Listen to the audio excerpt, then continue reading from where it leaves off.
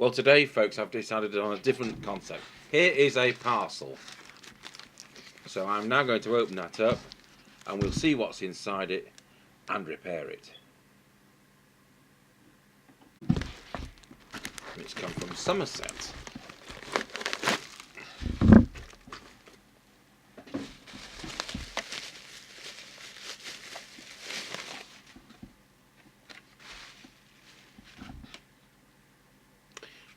So it's a Jesan KR303 with no mic.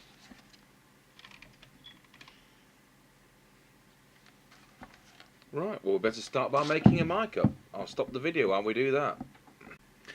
Okay, well, it was decided when I unravelled the power lead to put a new one on, so also done that and provided a new microphone.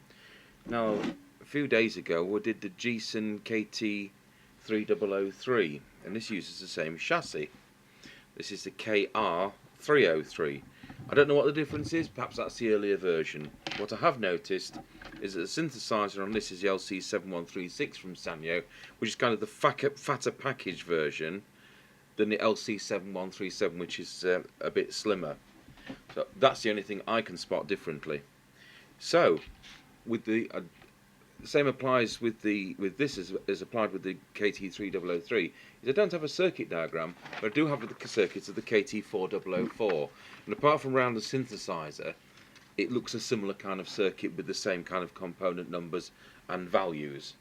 So that's where we'll start. So we can't really do the synthesizer. As I said on that, if I did have a synthesizer problem, we would work out a VCO method. I haven't switched this on. So you've seen it come out of the box, and I will now switch it on. And I switch it on and get nothing.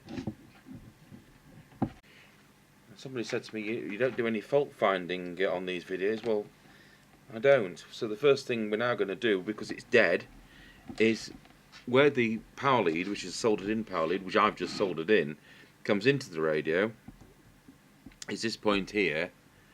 So we'll just check that there is a voltage there, and there is indeed. There's 13.7 volts from the power supply. So of course, where does that go on the circuit? Well, we'll have to look towards the on and off switch. You never know.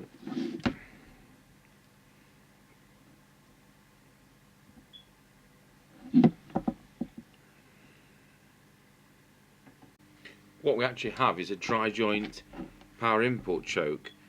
It's a coil of wire with a sleeve on it, and it's tinned copper wire, and one end is absolutely fine and the other has never been cleaned off properly at the factory, so over a period of time it's gone dry joint. So I will clean that up and put it back in. Okay, that's sorted that problem out. So the fault finding technique on that dead set situation was quite simply that I checked the back of the board where the power lead goes in, and the power was there. I checked to see whether the positive was at the on and off switch, and it wasn't. So it's a matter of, I've got this circuit for a similar model. I could see there was a power choke, and that was the power choke. So I unsoldered one end of the power choke and discovered the other end of it was dry joint owing to the polypropylene coating never having been removed properly. So that's now in and the set's lit up. Now of course, did it come in for that or what? But we'll just go through the service procedure as well, of course. So, onto the transmitter. We'll see whether we've actually got transmit. We certainly have.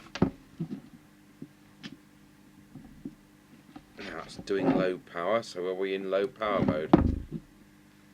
We are, yes.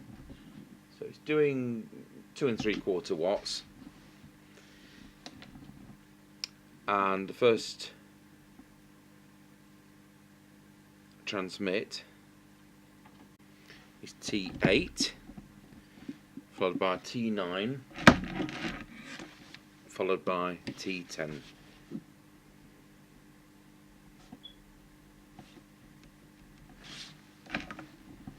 So we'll see if we can just peak those. So that's T8. Very slight improvement there. T9. No improvement, T10.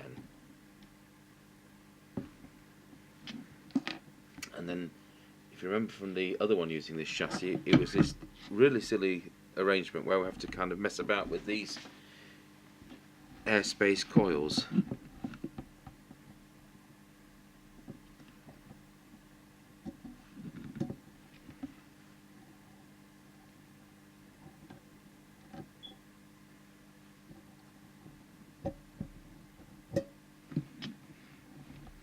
I can't say I think this is a good arrangement.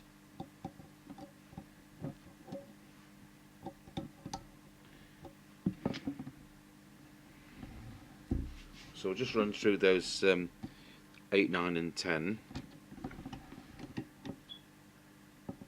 once again.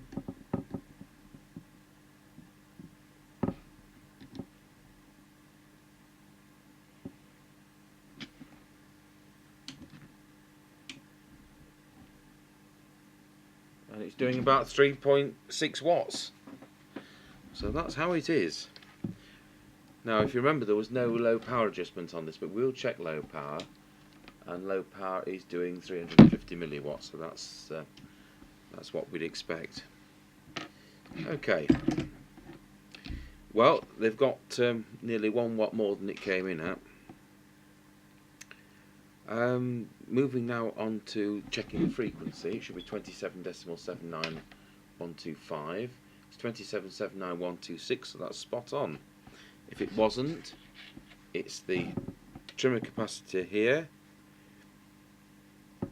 Okay, and then we now need to do the deviation, and the deviation is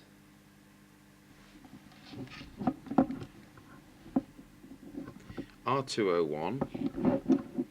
R201 is that one there.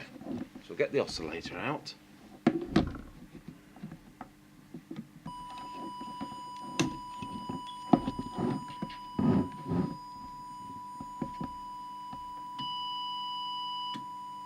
It's well over the top, this.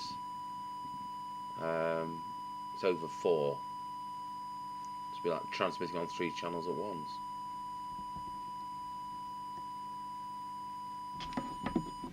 Now we'll just do a check with the whistle test. Just needs to go back a bit there. Wallow. Wallow. There we have it. That's set. And then finally we need to do the transmit meter, which is RV301 in the corner there. This is 4-bar bar graph display. It's lighting up 2 at the moment. So if trying to get the tool into the trimmer there.